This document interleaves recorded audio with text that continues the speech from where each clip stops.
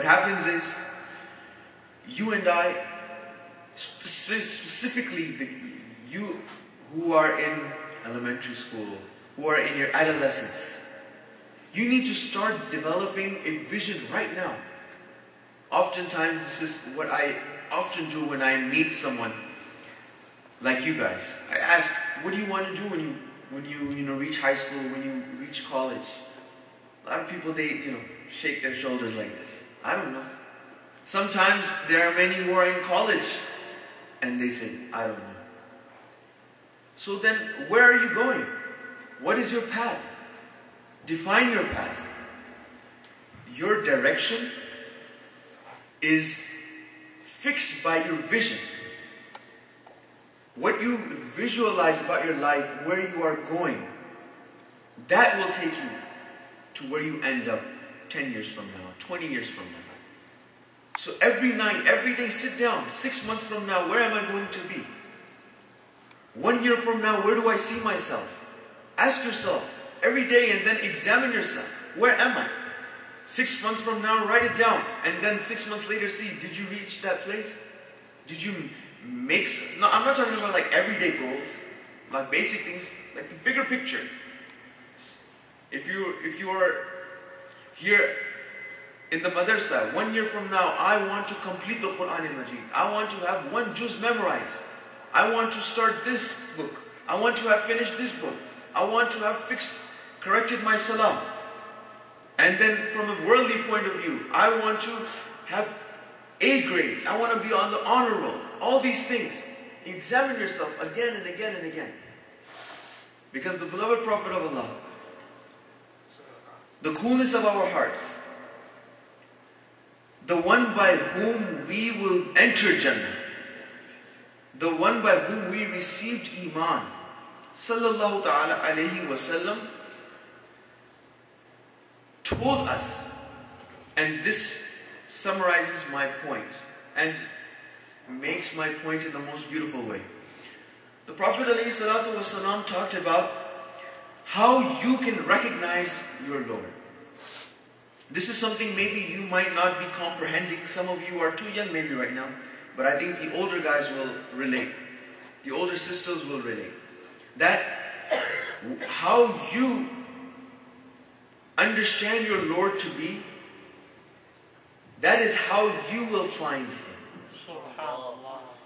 If you find your Lord, if you understand His sifat, if you try to think about His sifat, the Alim, the one who is most knowledgeable, the one who is the most merciful, if you think about these sifat, you will feel the reflections of these sifat onto your personality. It's a very important point. This is unlike a regular bayan and lecture where I'm talking very fast. I'm taking it slow, 1 point at a time. I'm giving you some food for thought, something to think about. That how you imagine Allah subhanahu wa ta'ala's rahmat coming onto you, that is how you will receive it. There's also a term, it is not the right term, but it's somewhat of what I am trying to say, how people say self-fulfilling prophecy. It's not how we would describe it, but it literally means that what a person is expecting of himself is where he is going to find himself. If you are thinking, I am unable to do this task, I am not going to be able to make anything of myself, then yes, that is what's going to happen to you. But if you say, no, I can do this, then you will be able to do it. In any aspect of your life. Whether it is about your iman, whether it is about your dunya, whether it is about your education. Any aspect, how you perceive yourself, that is what is going to happen to you. Oftentimes, if you look at the most successful people in the business world, most of them are self-made.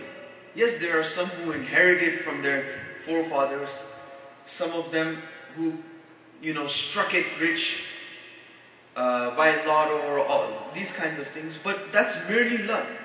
Most of them are self-made because they had that vision. So what happens is, now we have made a full circle. I'm completing the circle of my talk, which is that in this journey, you are going to have all kinds of challenges. In both aspects. Very famous dua. I want you to repeat after me today too.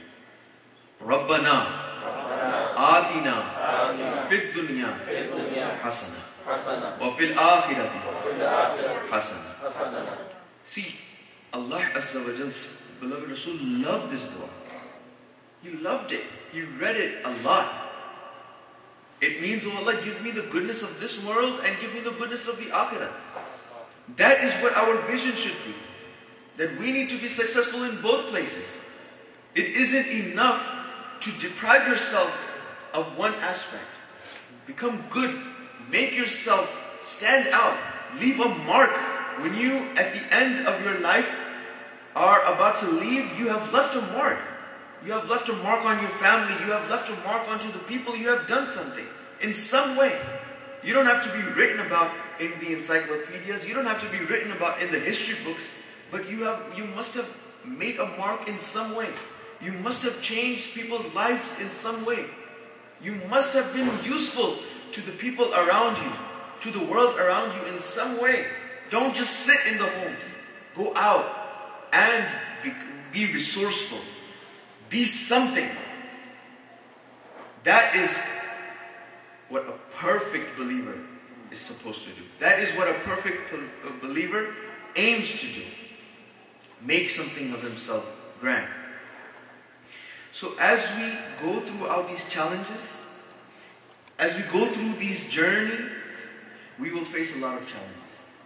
You will face criticisms. You will face people who want to put you down, who want to discourage you.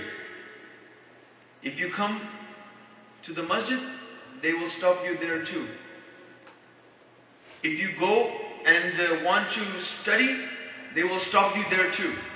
Anytime a person wants to go up, there is pressure that wants to put him down, that wants to bring him down. In any aspect. You have to fight those challenges. As a student, if you are learning today, you have the phones, you have video games, you have the television, you have the computer, you have the malls, you have the markets, you have all these things that are pushing you down. You have friends that don't want to study and they don't want you to study. So they are pushing you down. When you take your step to the masjid, Allah Azza wa Jal's Rasul says, alayhi salatu wasalam, that the young man who love to go to the masjid, and the sisters can interpret this for themselves too, who are inclined to the namaz, they will have the shadow of the throne of Allah Almighty. Because in their youth they were inclined towards the ibadah. So when you want to go that direction, you will have people pushing you down there too. You will have the shaitan who will be saying, you have a whole life to do this. You will have friends who want to go out to the mall, go out to the movies. They want to push you down too. So never let any other pressures bring you down. Have a vision and stay on it and be steadfast on it. Because any action that you do, if you do it with continuity, it will continue to add up. And at the end of your journey, when you have reached the end, you will see, okay, you know those nights that I studied, those times that I went for prayer, okay, now I see the result. You will see the result accumulate. You will not see it all together. So never let anything push you down. Make a vision and stay on that path. Ihdina siratal mustaqim. Stay on that straight path. Alhamdulillah, you see, I am wearing the Allama Sharif, and you see the brothers have come into the masjid. This is what we call a qafla. We do this from time to time, from month to month. So I ask that, partake in this too. This is a class. And what a beautiful class it is.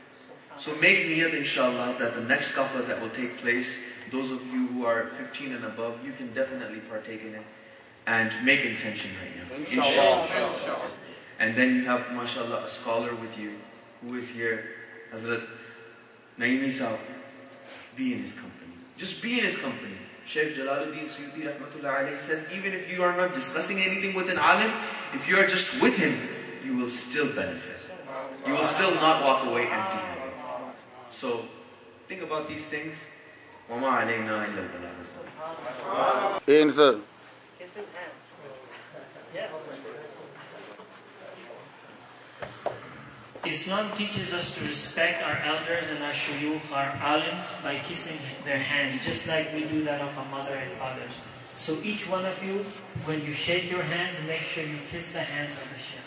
Jazakallah.